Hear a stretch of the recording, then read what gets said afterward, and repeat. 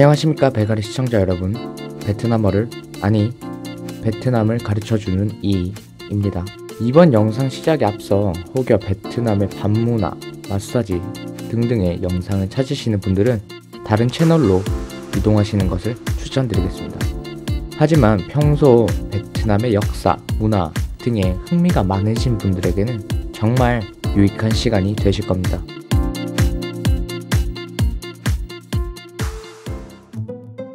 제오다가 지금의 베트남의 남비엣을 세운 지 93년 만에 남비엣은 한나라에 의해 멸망하게 되었고, 그 후 약 1000년 동안이나 계속된 중국의 지배가 시작됩니다. 하지만 이런 고단한 역사 속에 베트남에는 여러 위대한 영웅들이 등장했는데요. 오늘은 베트남 민족의 영웅이자 베트남 독립의식의 상징 쭝자매에 대해서 한번 알아보도록 하겠습니다. 남비엣이 멸망한 후 한나라에 복속되었고, 한나라는 남비엣의 옛구 통치자들 및 토착 지배 계층인 락장과 라쿠들의 권한을 그대로 인정해 주어 예전처럼 다스리게 하였으나, 한나라 관리들이 직접 파견되어 전반적인 베트남을 총괄하도록 하였습니다. 하지만 베트남의 기후와 풍습은 한나라의 관리들에게는 낯설어 관리들이 오기를 꺼렸다고 합니다. 그러므로 파견되는 관리들은 주로 질이 낮은 관리들일 수밖에 없었습니다.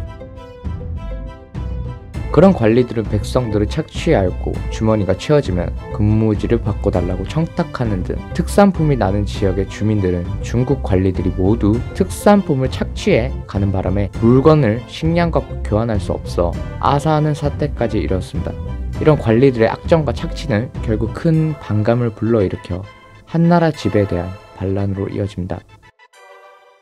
메링현 락장의 딸이었던 쭝짝과 그녀의 동생 쭝리는 어릴 때부터 아름답고 총명하기로 유명해 많은 사람들의 기대와 사랑을 받았습니다. 베트남이 한나라로 복속되었다고는 하지만 여전히 감시의 끈을 놓지 않고 있던 한나라 식민 정부도 그들을 주목하게 되었고, 감시의 대상, 일명 블랙리스트에 오르게 됩니다. 군태수였던 소정은 아주 무자비한 관리로 유명하였으면서도 자신이 한 잘못으로 혹여 밀란이 일어날까 항상 불안해하던 인물이었습니다. 이때 이웃마을 락장의 아들 티사익과 쭝짝이 결혼을 하였고, 소정은 이것을 보고는 세력 규합으로 간주하여 티사익을 처형하게 됩니다. 이유는 단지 의심스럽다는 이유였습니다. 분노한 쭝짝은 동생 쭝리와 반란을 일으키게 되었고, 수많은 착취와 수탈을 겪고 있던 백성들의 큰 지지와 지원 속에 쭝자매와 그들의 군대는 짧은 기간에 65개의 성을 장악하였습니다. 물론 반란의 원인을 제공한 소정은 제대로 된 대항도 하지 못한 채 한나라로 달아났습니다. 하지만 거병 후 모든 상황이 그렇게 좋지는 않았습니다. 쭝자매와 그들을 따르는 병사들의 사기는 하늘을 찌를 듯 했지만, 국제 정세는 너무 나빴으며 중국에는 새 왕조 후한의 광무제가 황제가 되어 중국의 국력은 그야말로 극성기를 이루고 있을 때였습니다. 그리고 그는 정치적, 군사적인 면에서도 뛰어난 인물이었다고 합니다. 물론 이를 가만히 놔둘 리 없는 광무제는 대규모 원정을 준비하여 당대 명장 마윈 장군을 앞세워 베트남으로 진격하게 했습니다.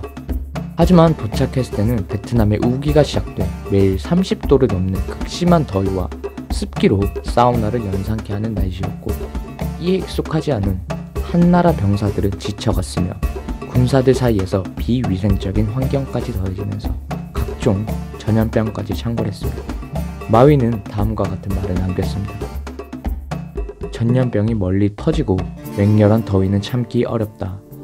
더위 때문에 매가 떨어지는 것을 보았다. 정말 매가 더위 때문에 떨어진 것인지, 너무 더워서 낙하하는 매를 보고 그렇게 착각한 것인지 알 수 없지만, 중국군에 있어 자연 환경이 얼마나 큰 장애물이 됐는지 짐작이 갑니다. 정말 베트남의 우기는 무지하게 습하죠.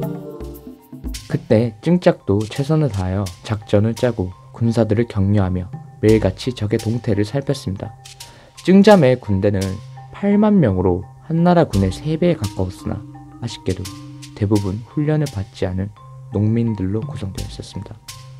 반면 한나라군은 흉노족과 전쟁을 하며 여러 전술 개발 및 기병을 육성하였고, 앞부분을 밟고 손으로 활 시위를 당기는 노를 사용하였으며, 근접에서는 극을 사용하는 등 최신 무기로 무장하였습니다. 당시 중국의 제철 기술은 세계 최고 수준이었던 것으로 평가한다니 어쩌면 승리는 예정돼 있었을지도 모르겠습니다. 아쉬운 점은 증자매 군대가 게릴라전 혹은 여러 지형 지물을 이용하여 여러가지 전술을 펼쳤더라면 승산이 있지 않았을까라고 조심스럽게 생각합니다. 하지만 아쉽게도 베트남만이 가지고 있는 지역상의 지역 지물 혹은 기후 등을 이용한 여러 스마트한 전술들은 그 후 많은 전쟁을 겪으면서 탄생하게 되죠. 그 이전의 인물이자 여러 전술과 경험이 없었던 증자매에게는 아주 힘든 일이었습니다. 양 진영이 몇 개월간 대치하는 가운데 소규모 충돌이 몇 차례 일어났고 한나라군의 신무기들이 위력을 과시하면서 한나라군의 우위를 입증하자 증자매 병사들의 사기는 점점 공포로 바뀌기 시작하였고 몇몇 락장들은 병력을 데리고 고향으로 돌아가기도 했습니다. 그리고 마침내 우기가 끝나자 한나라군은 기다렸다는 듯이 진영에서 나와 증자매 군대에 선제 공격을 가하였고 증자매 군은 패하게 됩니다. 병사 수천 명이 붙잡혀 참수되고 증자매는 수도 매림으로 물러납니다.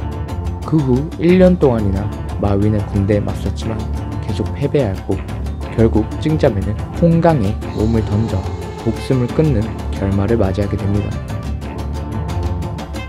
정말 길거리 이름으로 사용될 만큼 증자매는 정말 베트남인들의 민족 영웅으로 추앙받는 인물들입니다. 자, 여기까지가 증자매 이야기였습니다. 감사합니다.